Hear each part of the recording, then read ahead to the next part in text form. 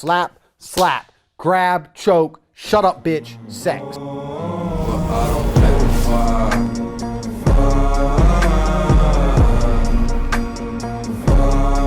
What's up guys, this video we're going to break down how Andrew Tate has absolutely dominated all forms of social media and how he's gone from being relatively obscure to being insanely famous in under 3 months. We're going to break down what he's doing and why it's effective. So if you have basic internet access, you've probably seen Andrew Tate's face literally all over every single social media platform. But that wasn't always the case. 6-7 months ago, he was relatively obscure. Outside of the pickup and red pill community, no one really knew who he was. And the red pill pickup community is a very small part of the pie. So let's take a look at the data, which is pretty fascinating, right? So this is a website called Social Blade, which you can use to look up any single YouTuber, and I'm on there as well, right? So you can see his growth was very, very stagnant for a while, right? It was just like 2. And then about 5 months ago, it just exploded, right? He went from getting, I don't know, maybe like 50 to 100 to 200 subscribers a day to getting like fucking 15, 20,000 subscribers a day. And it's the same thing for views. His views was plateaued for a while and then just took off to now where he's getting like millions of views a day. So here's another way of looking at it. We can see day by day breakdown.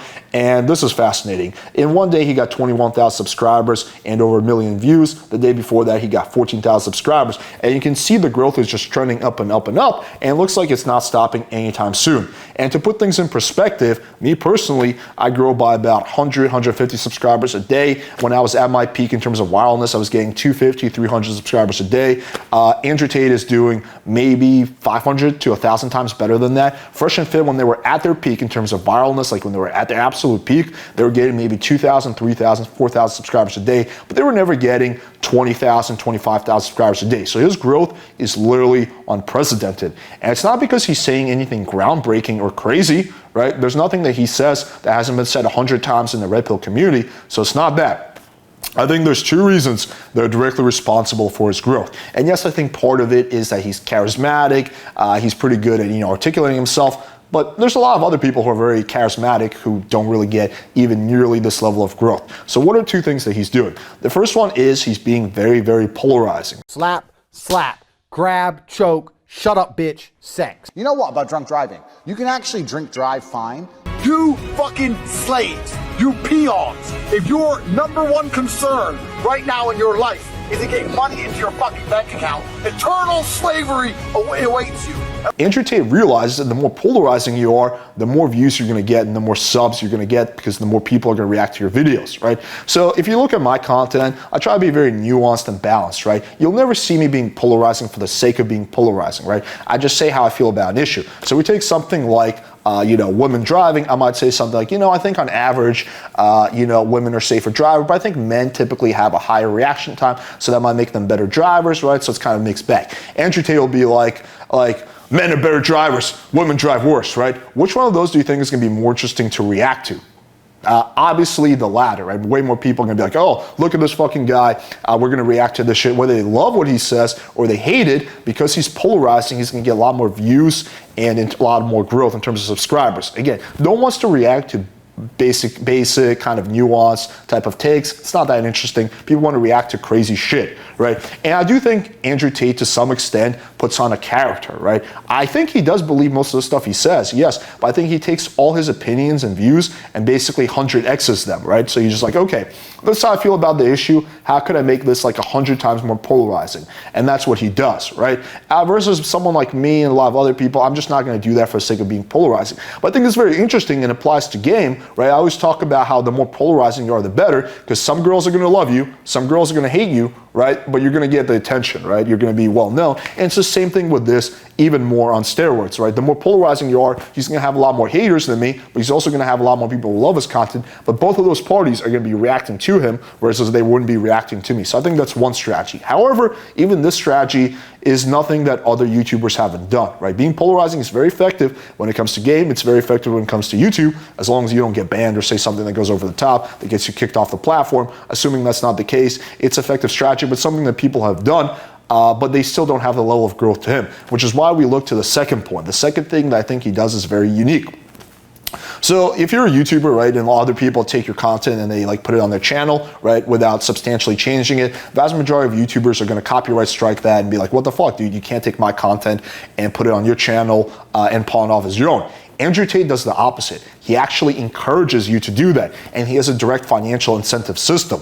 So if you're not familiar, he has a course called Hustlers University. I think it costs something like $50 a month or something like that. Pretty reasonably priced, right? But what's interesting is he has an affiliate system. So for example, if I take his link for Hustlers University, right, my own affiliate link, I posted, and you buy it, I get 50% of that, or maybe 20%, whatever. I get some direct financial incentive, which incentivizes a whole bunch of his fanboys to take his content, create their own YouTube channels, put it on there, promote it, market it, right? He doesn't have to do anything for that because they have a direct financial reward to do that, right? Which is substantially different than what most YouTubers do who want to protect their basically intellectual privacy. He wants to actually share his intellectual privacy, which is a very, very interesting approach, and we can see it's effective, which is why most of the views he gets aren't even on his YouTube channel. They're on other people's YouTube channels because they're going to be like, fuck, you know, like if I promote his shit, one, he encourages that, so I might get inside his good graces, but two, I'm going to make fucking money. So why would I not do that? Why would I want to come up with my own content, my own product, when I can just take his and he's cool with it and put it on my channel and make money and views from that, right? So that's what he's doing.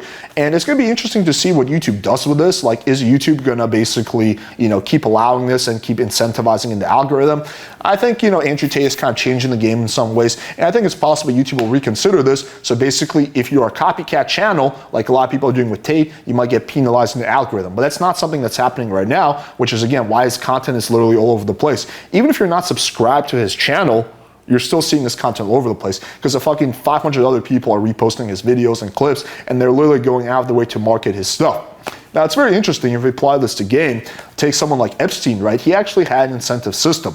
So if you're a girl who was hooking up with Epstein and you got him another girl, he would pay you, I think, like something like $200, right? So he had a referral system. Another person I talked to who was obviously way more ethical than Epstein is David Bond. He also has an incentive system. So he says that if a girl that he's hooking up with, or just a girl he knows, introduces him to another girl, she gets $20. He lives in Colombia where $20 goes a lot further, right? In America, you might do $100.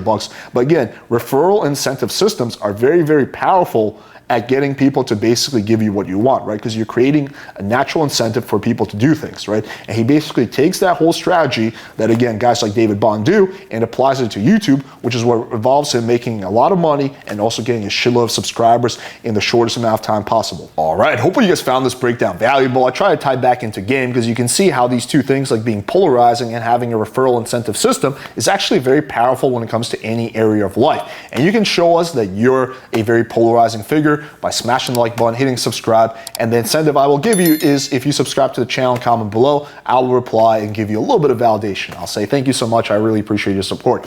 Anyway, thank you guys for watching, and until next time.